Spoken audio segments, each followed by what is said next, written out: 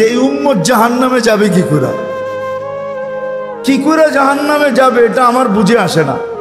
আমি তো কোথাও টোকায়া পাই না এই উম্মতে জাহান্নামে যাওয়ার সুযোগ, কোনো রাস্তা দেখি না যে এই উম্মত জাহান্নামে কি করে যাবে। কিন্তু তারপরও যাবে, এটাও সত্য। তারপরও তাহলে বোঝা গেল ওর মতো হতভাগা কেউ নেই, এই উম্মতে জাহান্নামে যাওয়ার কোনো সুযোগ নেই।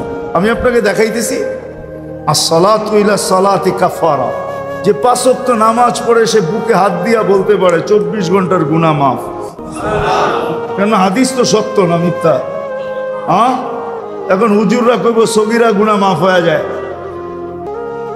তাহলে আপনি সগীরা গুনার দলে, আরেক দল হুজুররা আছে যারা বলে কবিরা গুনাহ মাফ হবে। আমি কবিরা গুনাহ আলাদের পক্ষে, নামাজে কবিরা গুনাহ মাফ হয়। কি নামাজে মাফ হয়? হয় না? যদি না হইতেন, আরে ইস্তিগফার লাগবে না মেয়ে, যদি না হইতেন তাহলে আল্লাহর রাসূল কেন ওসমান রাদিয়াল্লাহু তাআলা আনহুকে শীতের মৌসুমে বসন্তের সময় বাহিরে নিয়া গাছের ডাল নাড়া দিয়া সমস্ত পাতাগুলা ঝরায়া তারপরে কেন বললো আমার উম্মত যখন ফরজ নামাজ পড়ে গুনাহগুলা এইভাবে ঝরা যায়?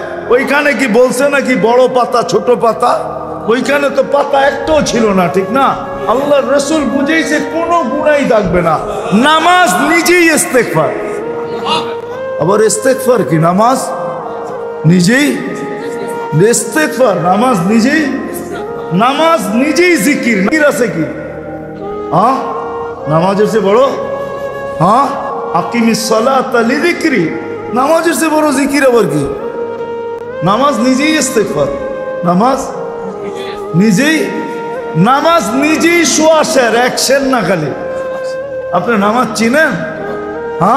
যদি সুয়াশের না হইতো আল্লাহ রাসূল কেন বলতো ইদা সালুহা সালুহা সাইরুল আমাল, নামাজ ওকে, তোমার পরিপূর্ণ জীবনটা ওকে, সর্বলাইন ওকে, সর্বদিক ওকে।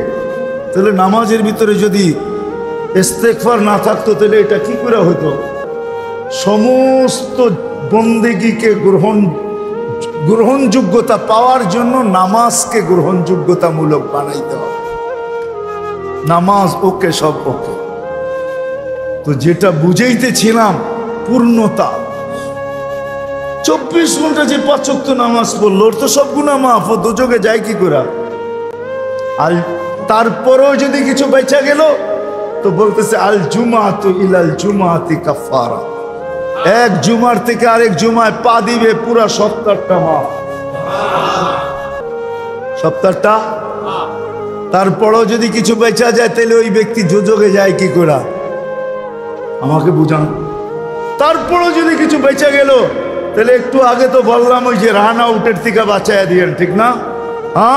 রমজানে পা দিতে দেরি, রমাদান ইলা রমাদান কাফারা, রমজান থেকে রমজানে পা দিতে দেরি, পুরা বৎসরের গুনাহ মাফ হইতে দেরি,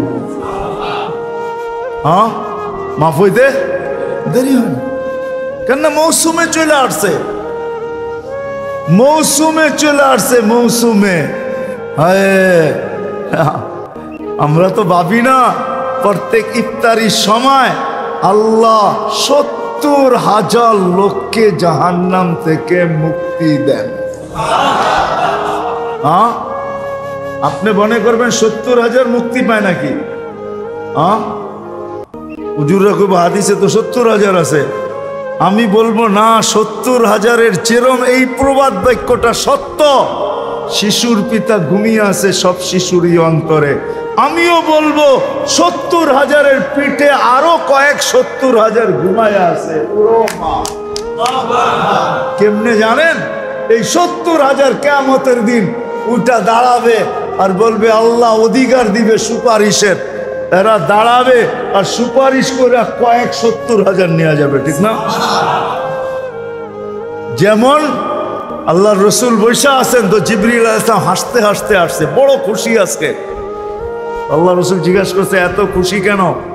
বলছে সুসংবাদ নিয়ে আসছি, আপনিও খুশি হয়ে যাবেন। বলছে কি সুসংবাদ? 70,000 উম্মত আপনার হিসাব কিতাব ছাড়া জান্নাতে যাবে। তো শুনতে দেরি, চেহারা মলিন হইতে দেরি হয় নাই। তো জিবরিল আলাইহিস সালাম বললেন এটা কি? আপনি তো খুশি হওয়ার কথা, চেহারা মলিন হলো কেন? মাত্র 70,000, আমার সাহাবী তো 1.25 লক্ষ। কিয়ামত পর্যন্ত উম্মতের কি হবে? এই জন্য চেহারা মলিন। আপনি কি নিতে রাজি না? নিতে রাজি না এই কথা বলতেছি না, কিন্তু ভাবতে হবে এটা বলতে পারি। ভাইবা দেখি নিব কি নিব না। তো পাশে ওমর রাদিয়াল্লাহু তাআলা আনহু বসা, বলছে ওমর নিব 70,000, বিনা হিসাব কিতাবে জান্নাতে যাবে। যেমন উস্তাদ তেমনই তো ছাত্র হয়, পীর যেমন মুরিদ তো এমনই হয়, ঠিক না? হ্যাঁ, কি বলেন? সঙ্গী ভালো হলে আমিও ভালো হব, এটাই তো সত্য। নাহলে কোরআন কেন বলবে কুনু মা'আস সাদিকিন? নেককারদের সাথে চলো, তুমিও নেক হয়ে যাবা, তুমিও নেক হয়ে যাবা। ভালোর লোকে চলো, ভালো হয়ে যাবা। প্রবাদ বাক্য এটাই সত্য। সৎ সঙ্গে স্বর্গবাস, অসৎ সঙ্গে সর্বনাশ, এটাই সত্য। সৎ সঙ্গে সর্বনাশ, সৎ সঙ্গে স্বর্গবাস, অসৎ সঙ্গে সর্বনাশ। তো বলছে ওমর নিব? কয় না, 1.25 লক্ষ তো আমরাই। কিয়ামত পর্যন্ত মানুষের কি হবে? কি করবো? কয় ফেরত পাঠায় দেন, বলেন বাড়ায় নিয়ে আসতে। তো বলছে মশওয়ারা হয়ে গেছে, নিতে পারি না, আল্লাহকে বলো বাড়ায় দিতে। আল্লাহ আল্লাহ, ঠিক না? আল্লাহ আল্লাহ আল্লাহ আল্লাহ, হায় হায়। কার আল্লাহ কিরকম আমি জানি না, কিন্তু মুহাম্মদুর রাসূলুল্লাহর আল্লাহকে দেখলে অন্যরকম দেখা যায়। হায় হায়, আমি মনে হয় বুঝাইতে পারি না আপনাদেরকে। আপনি বলবেন পৃথক করলেন কেন? না, এটা পৃথক না, এটা অন্য জিনিস বুঝাইতে চাইতেছি। মুহাম্মদুর আম্মাজান নিজে বলছেন, আম্মাজান আয়েশা রাদিয়াল্লাহু তাআলা আনহা বলতেছেন, ইয়া রাসূলুল্লাহ, আপনার ইচ্ছায় আপনার আল্লাহ এত তাড়াতাড়ি করে কেন? বুখারীতে আছে, বুখারীতে। যারা বুখারী পড়ায় ওদেরকে জিজ্ঞেস করেন, আপনার আল্লাহ আপনার ইচ্ছায় এত তাড়াতাড়ি করে কেন? আপনার আল্লাহ আপনার ইচ্ছায় যদি আম্মাজান বলতে পারে, তাহলে আমিও বলতে পারি। কার আল্লাহ কিরকম এটা আমার বিষয় না, কিন্তু মুহাম্মদুর রাসূলুল্লাহর আল্লাহ মুহাম্মদুর রাসূলুল্লাহর সাথে অন্যরকম। সারাদিন বন্ধুর দিকে তাকায় থাকে, বন্ধু নারাজ করা যাবে না। হায় হায় হায় হায়। তো পাঠায় দিছেন, জিবরিল আলাইহিস সালাম ফিরে আসছে। তো বলছে, জিবরিল কি খবর? আল্লাহ বলতেছেন বাড়ানো যাবে না, আপনাকেও নারাজ করা যাবে না। বাড়ানো যাবে না, আপনাকেও।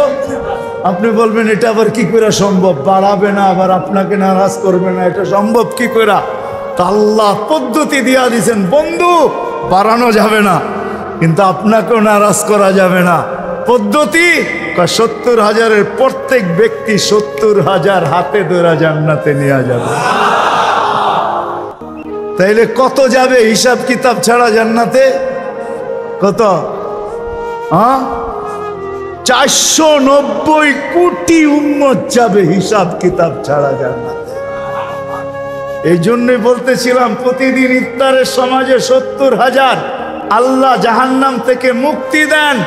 70,000 দেন না, ওদের পিঠের ভিতরেও আরো কয়েক 70,000 এরকম লুকানো আছে, ওটি সহ কিয়ামতের দিন যাবে ইনশাআল্লাহ। মৌসুম দিছিলেন, মৌসুম দিছিলেন, যেখান থেকে প্রথমে ছিলাম আবার চলে যেতেছি। লক্তা লম্বা হয়ে গেছে অনেক দূর। যে দৈনন্দিনের প্রয়োজনের জিনিস যারা বিক্রি করে, তারা জানে যে সারা বছর আমি দৌড়ায় পারবো না, ইবাদত বন্দেগী দিয়ে বাড়তে পারবো না, আমি তো সহানুভূতি দিয়েই জান্নাত লেখাব। মৌসুম ছিল আমাদেরকে আকর্ষণের পাত্র বানানোর জন্য। রমজান মৌসুম, ভরা মৌসুম, ভরা মৌসুম। এক একজনরে এক এক দিক দিয়া দিছেন।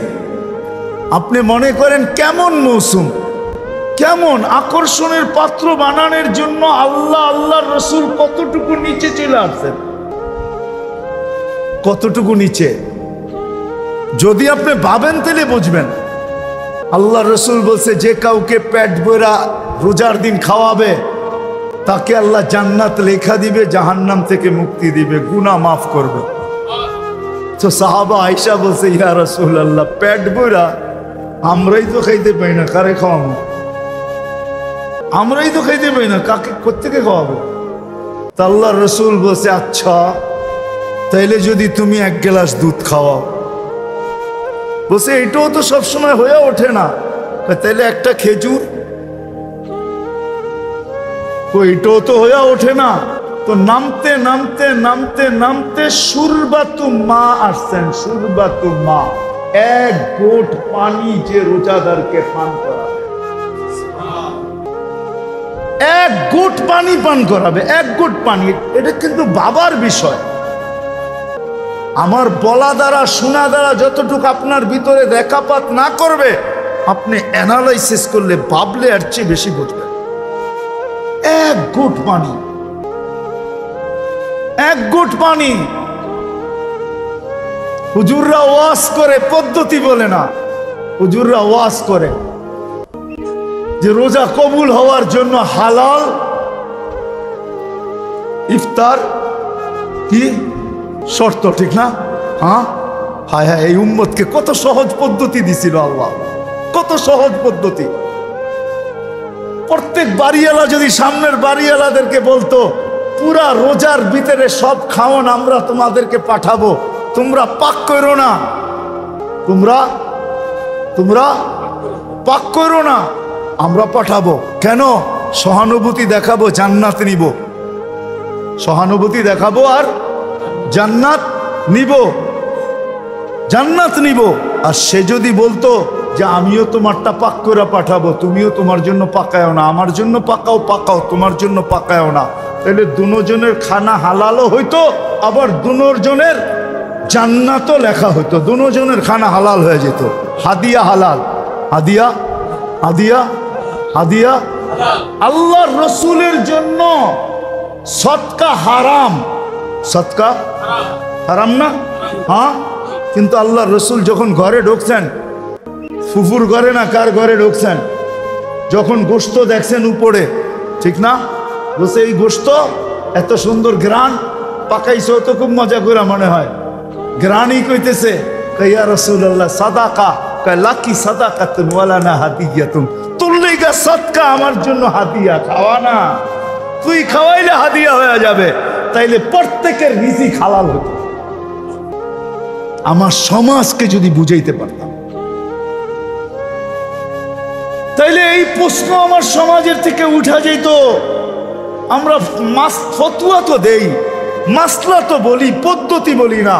আমার সমাজের প্রত্যেক ফ্যামিলি যদি আরেক ফ্যামিলিকে বলতো, বোন তোর পুরা রমজানের 30 দিনের ইফতার 2 টাইম 3 টাইমের খাওয়া আমার ঘর থেকে আসবে, সে যদি বলবে আমার ঘর থেকে তোরটা আসবে, আমার ঘর থেকে তোরটা, আমি জান্নাত নিতে চাই, তোকে হাদিয়া দিতে চাই, তাইলে এই হাদিয়ার লেনদেন যদি হইতো আর জান্নাতের আশায় হইতো, তো দুজনেরটা হালাল হইতো। কি কি কি? হাদিয়া হালাল, হাদিয়া হাদিয়া হালাল। আপনি বলতেন ও তো ওইরকম কামাইছে, কামাক না, ওটা কি আপনার দায় দায়িত্ব দিছে নাকি আল্লাহ? লাস্তা আলাইহিম বিমুসাইতির, ও কোত্থেকে কামাইছে ওর ব্যাপার। আপনাকে তো হাদিয়া দিছে, আপনাকে তো কি দিছে? আপনাকে তো হাদিয়া দিছে। ওয়ালা তাজাসসু ওয়ালা ইয়াগতাব বাযুকুম বাযা, ইসলামে তাজাসসুস নিষেধ। আমরা একটু বেশি পরহেজগারি দেখাইতে যে তাজাসসুসে লেগে যাই, আমি জানিও না যে এই তাজাসসুস আমাকে কোথায় নিয়ে যাইতেছে। আপনি ভাবছেন আপনি বড় মুত্তাকি হইতেছেন, না, মুত্তাকি হইতেছেন না। হইতে পারে এই মুত্তাকির শয়তানের চাদর আপনাকে অনেক দূরে নিয়ে যেতে পারে। নিজেকে বড় মুত্তাকি ভাইবেন না যে আমি তাকওয়া তাহকিক করি। তাহকিক করতে করতে করতে কারো পর্দা ফাঁস করে ফেলছেন। আপনি কোন মুসলমানের পর্দা ফাঁস করার অনুমতি আল্লাহ আপনাকে দেয় নাই, অনুমতি আপনাকে আল্লাহ দেয় নাই, আপনাকে দেয় নাই।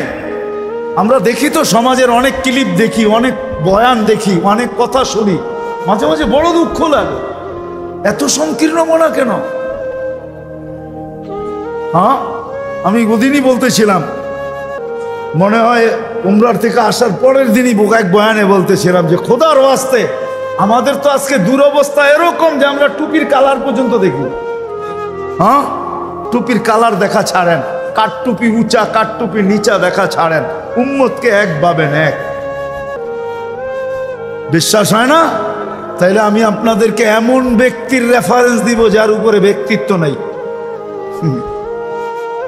শাইখুল হিন্দ মাহমুদুল হাসান রহমতুল্লাহ আলাইহির বয়ান পড়া দেখেন, শুনা দেখেন। মাল্টার জেলখানার থেকে যেদিন উনি ফিরে আসছেন, ওই দিন সারা ভারতের ওলামারা দারুল উলুম দেওবন্দে জমা হয়েছিলেন। ওই দিন যে বয়ান উনি দিয়েছেন, ওই বয়ান আপনি পড়া দেখেন, তারপরে আপনি বুঝবেন আপনি কে, আপনি কতটুকু বড় মুত্তাকি আর পরেজগার, আপনি কতটুকু বড় তাকওয়াওয়ালা। ওই বয়ান শোনেন। যেদিন মাল্টার জেলের থেকে আসার পরে দারুল উলুম দেওবন্দে ভারতের সব ওলামারা জমা হয়েছেন, কিন্তু উনি সমস্ত ওলামাদের কি ভারতের ওনার উপরে ওস্তাদ মাত্র দুইজন। কয়জন? তিনজন। রশিদ আহমদ গঙ্গুহি, কাসেম নানতুবি, মোল্লা মাহমুদ। এছাড়া কোনো ওস্তাদ ওনার নাই। তিনজন ওস্তাদে মিলে একজন ওস্তাদ। সারা ভারতবর্ষের কিয়ামতের সকাল পর্যন্ত ওলামায়ে দেওবন্দের যত ওস্তাদ আসবে সবার ওস্তাদ শাইখুল হিন্দ মাহমুদুল হাসান রহমতুল্লাহ আলাইহি। ওনার ওই দিনের বয়ান শোনেন। না পাইলে আমার কাছে যায় না, আমি বয়ান শোনায় দিব আপনাদেরকে। না পাইলে আমার কাছে যায় না, আমি বয়ান শোনায় দিব উনি কি শুনাইছে। উম্মত বানা। তো যেটা বলতেছিলাম মেরে দোস্ত, আসেন আসেন নিজেকে আকর্ষণের পাত্র বানাই। সৃষ্টির কাছে, স্রষ্টার কাছে, আল্লাহর রসুলের কাছে। সারা বৎসর দৌড়াইয়া পারবেন না, আমিও জানি।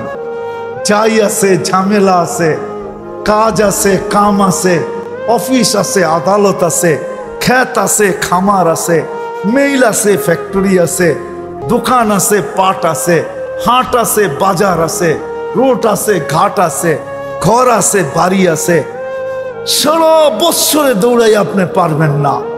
এই জন্য রমজান এক মৌসুম দিছেন যে তুমি অতীত বৎসরের যত পূর্ণতা অপূর্ণতাকে পূর্ণ করতে চাও, অতীত বৎসরের শূন্যতাকে দূর করতে চাও, অতীত বৎসরের যত কমি খামি হয়েছে এটাকে পুরা করতে চাও। শুধু অতীত বৎসরের না, হিসাব করলে দেখা যায় 89 বৎসর 2 মাস। এক রমজান পুরা করা যায় 89 বৎসর 2 মাস। আরেকটাই গেলে আর আপনারা বুঝবেন না, ওইটা তাসালসুল লাজেম হয়ে যাবে। আর হুজুররা ফতোয়া দিবে তাসালসুল জায়েজ নেই। কেন? 89 বৎসরের ভিতরে তো আবার 89 বৎসর আছে, ঠিক না? কি 89 বৎসরে আবার রমজান আছে না একটা করে? তো এটা হিসাব করলে কোন জায়গায় ঠেকবে যায়, ঠিক না? কি করেন? কোন জায়গায় ঠেকবে, ঠিক না? কোন জায়গায় ঠেকবে? এই জন্যই তো কিতাবে এক জায়গায় পাওয়া যায় যে এই উম্মতকেই কাউকে কাউকে আল্লাহ বলবে যে যা দিলাম খুশি কিনা। কেননা জানে তাসালসুল টানতে গেলে ও আবার বইলা বসে কিনা যে আমাকে তো এতটি দিতে হবে। এই জন্য আল্লাহ একজনকে বলবে জান্নাতে যাওয়ার পরে যে কি চাস, তো বলবে আল্লাহ দুনিয়াটা যেদিন বানাইছেন আর যেদিন ধ্বংস করছেন, আর মানুষ তার বিবেক, বুদ্ধি, বিদ্যা, মেধা, শ্রম সবকিছু ব্যয় করে দুনিয়াটা যতটুকু উন্নত করছিল, হাইলাইট করছিল, আবাদ করছিল, এই পুরাটা আমি চাই। পুরাটা পুরাটা পুরাটা আমি চাই। কেন? মনের ভিতরে তো ক্ষোভ আপনারও আছে, ঠিক না? নাই বলা দিমু দু একটা। মাঝে মাঝে কিছু বাংলো সাংলো দেখলে মনের ভিতরে আশা জাগে না, আল্লাহ ওরে এরম বাংলো দিল, আমারে দিল না, ঠিক না? কি মনের ভিতরে আসে না? না আসে?